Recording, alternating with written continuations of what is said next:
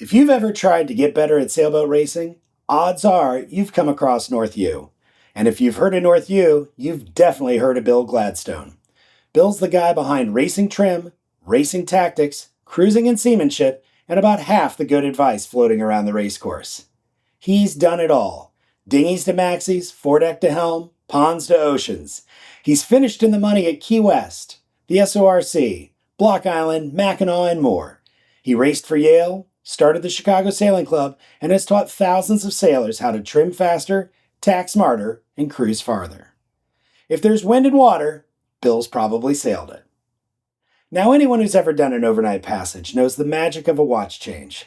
The off-going crew is ready to hit the bunk, and the oncoming watch is eager, or at least caffeinated, and ready to roll. Well, we've had a bit of a watch change at North U. Bill is stepping back from day-to-day duties to focus on developing new curriculum, though you'll still see him leading the occasional performance race week, seminar, or webinar. I had a chance to catch up with Bill to chat about his time at the helm and what's next on the horizon. But first, if you're new here, I'm Kristen Berry, Director of North U and American Sailing Performance. I'm a full-time sailing educator based in Annapolis with a passion for helping sailors level up, whether you're chasing a podium or just figuring out which line does what. On this channel, we share skills, knowledge, and techniques to help you sail better, race smarter, and enjoy the ride. All right, let's talk to Bill.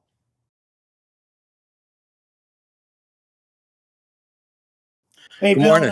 nice to catch up with you this morning here over the internet. We have been trying for some time to put this interview together. We got rained out at your place. We got blown out in Chicago. We planes, trains, and automobiles craziness this past weekend while we were finishing up our sailing adventure crossing Lake Michigan. So thank goodness we can meet each other on the internet.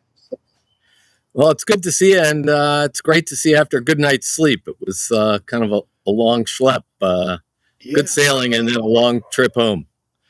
Well, I want to talk about that for a minute. So we just finished up the Queen's Cup sailing with a longtime client of North U, and we had a great race across the lake, a warm-up for us for our upcoming Chicago to Mackinac adventure. Congratulations on earning another flag in a Great Lakes race. Great Lakes is kind of home territory for you, though, isn't it? That's where coaching sailing all began for you. You know, actually, I started teaching sailing at a YMCA camp in Rhode Island. Was my first job, and then I moved to Chicago after a year off from college to help a guy get set up importing windsurfers, and started a sailing school in Chicago, and was coaching, going from boat to boat, coaching. Based out of Chicago. So a lot of Great Lakes sailing, a lot of Chicago Mac races, and a lot of stuff back in the East as well. So this year's Mac, what number will it be for you? I think it's 37. 37. It'll be 24 for me. I'm almost a goat. Can't wait. Yeah, you'll be an island goat in no time. You got to grow your goatee. There you go. Hey, so then when did you take the helm of North U? In 1997, I was, before that, running seminars for other brands, and got hooked in with North Sails and North U in 1997. And been working with North U since then. What did it look like when you took it over compared to what it looks like today? How has it evolved under your leadership? So, the information has changed a little bit. But not that much. You still tack on the headers and jibe on the lifts. Still use the same sets of sail controls. But what's really changed is the way you present information. North U that I inherited was using overheads. And then we went to slides. That was a big push to get to a good slideshow. And of course now video and virtual meetings in a whole different way, the way we present information, the ability to create interactive sail trim simulators and other virtual environments. It's really changed the way you can present information and the volume of information you can present in an efficient way. Yeah, so what do you think the impact on sailing and sailors has been? I don't know how many people have been through North U in the last 25 years, but thousands. And Yeah. obviously, it's changed the trajectory of many people's sailings. But what in your view, has been the impact of the Bill Gladstone era on sailing? Well, the Bill Gladstone era, I think overall the new technologies and the instrumentation and stuff have made it easier for people who didn't grow up sailing to get to a competitive level, so that you can use some of the technology tools to help reinforce and help to learn things that otherwise you would have had to learn much more slowly. And it it's something that people are familiar with, um, and they can use to help get up to speed if they didn't start as a 8 year old. Yeah. You know, we use cameras and drones and Vacaroses and recording devices, but you've kind of always been on the cutting edge of bringing technology into the sport yourself. I've heard stories and seen pictures, but never seen it in real life of you standing at the spreaders on a cruising sailboat and following the racing boats around the racetrack. Tell me how that idea came to fruition and how much easier it is today now that we can put a drone up in the sky and chase them around for 30 minutes. And, we were shooting handheld video from from a chase boat, and it's hard to get any height or perspective or shoot for any distance. And if you zoom too much on a bouncing boat, you just end up, with sky, water, and a boat passing across the frame. So I'm not sure when exactly we got the idea, but I would just go up to the second spreaders. I'd put on, bosun's chair and two harnesses and two halyards and strap myself in and stand on the spreaders. And then you could shoot with some perspective. As long as it wasn't wavy, it was a great way to be able to get good footage, a nice angle, be able to see a lot more stuff. So back before there were drones, I was the original drone, I guess. So Yeah. I had the best view, the freshest breeze, the most comfortable spot, and I didn't really worry about spray on my camera when I was doing that. I would hope I not. didn't worry about lightning. I'll tell you, I was up in some places. I was the highest thing in the county, and I was pretty wary of lightning for those. Yeah. Yeah, I bet. Yeah. So, a few years ago, you led the merger between North U and American Sailing.